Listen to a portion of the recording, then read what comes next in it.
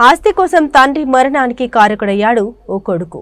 ఆస్తి కోసం కొడుకు కోడలు వేధింపులతో పురుగుల మందు తాగి వృద్ధాప్యంలో ఆ తండ్రి మరణించిన హృదయ విదారక ఘటన కంటతడి పెట్టిస్తుంది. వరంగల్ జిల్లా వర్ధన్నపేట మండలం కడారిగూడెం గ్రామానికి చెందిన నాంపల్లి మల్లేశం అనే వృద్ధునికి 3 కుమారులు, 1 బిడ్డ ఉన్నారు.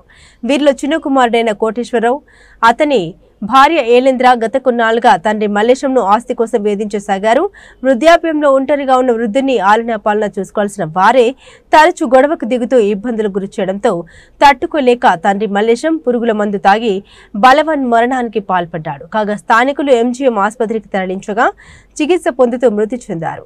తన తండ్రి మృతికి కారణమైన చిన్న కొడుకు కోటేశ్వరరావు అతని భార్యపై చర్యలు తీసుకోవాలని వర్ధన్నపేట పోలీస్ స్టేషన్లో మృతుడి కుమార్తె ఫిర్యాదు చేశారు. మా ఆయనకు ఫోన్ చేసిండు, మా నాయన మందు తాగిండని చెప్పిండు. అంబులెన్స్ లో తీసుకొస్తానంటే నేను అక్కడి నుంచి కార్లో నా కొడుకు నేను పోయినాము. పోయిన తర్వాత అంతా కక్కిస్తాను.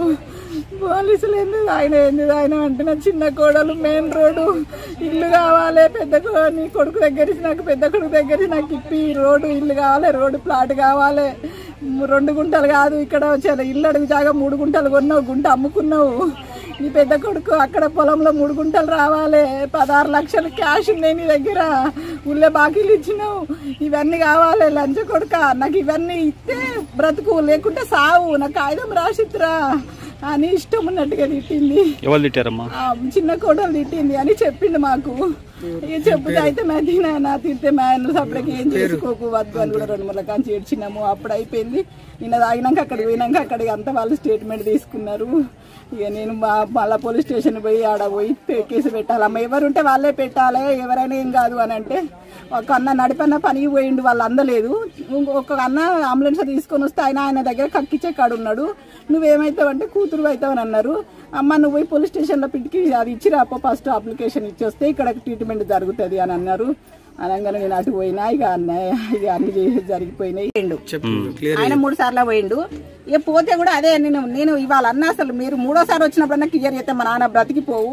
ఇప్పుడు ఇంత ఏం లాభము, ఆయన ఎండకు నీళ్లు పట్టుకొని తిండి లేక ఎండలు ఎట్లా వచ్చినా కూడా మీరు ఇంత పట్టించుకోలేదు సార్ అంటే, ఎందుకమ్మా అది వాడు అక్కడ ఊళ్ళో మాట్లాడుకుంటా అన్నాడు కదా అని అంటారు. అంటే వాడి మీరు ఎన్ని కేసులు ఉన్నాయి, వాడు ఎటువంటి అరాచకాలు చేస్తాడని మీకు తెలుసు. ఒక్కసారి ఎంక్వైరీ అంటే మా ఊళ్ళో మా అన్నల్ని మా నాన్న చంపినా కూడా ఎవ్వరు కూడా సాక్ష్యం చెప్పారు సార్. ఈ ఊళ్ళే కాదు, కడారిగూడెంలో ఇల్లందరూ కూడా సాక్ష్యం చెప్పే మనిషే లేరు తెలుసా. అట్లనే వదిలిపెడితే ఈయన జరిగింది రేపు మా అన్నలో కూడా జరుగుతుంది. మా నాయన లేచి రాడు, మా 2 అన్నల కన్నా సెక్యూరిటీ కావాలి అని నేను పట్టుబట్టి నిన్న పొద్దున లొల్లి అక్కడ సార్ తోటి. ఆల్రెడీ చనిపోయిండు ఆయనకి. సరే మీరు చనిపోయినాక ఉన్నాగా న్యాయం చేయలేదు, చనిపోయినాక న్యాయం చేయండి, ఇక ఉన్నోళ్ళకన్నా న్యాయం చేయండి. ఇంకా మీద నాన్న జరిగినట్టుగా ఏ వృద్ధులకు కూడా జరగద్దు. ఇంత అరాచకము, ఇట్లా తిట్టుడు వాళ్ళకి ఏం చేతనైతే సార్. ఆయన 4 రోజుల బట్టి ఒర్రి బాగా అరటి పండు ఇస్తే కూడా మింగుతలేడు. లొల్లికి 4 రోజుల కాంచి ఒర్రి డైరెక్ట్ ఎవరు అడగండి సార్, సీక్రెట్ గా అడగండి, చెప్తారు ఎట్లా తిట్టిందని. మీరు ఒకరిని వాళ్ళ పేరు చెప్పకుండా అడగండి, ఊళ్ళే చెప్తారు.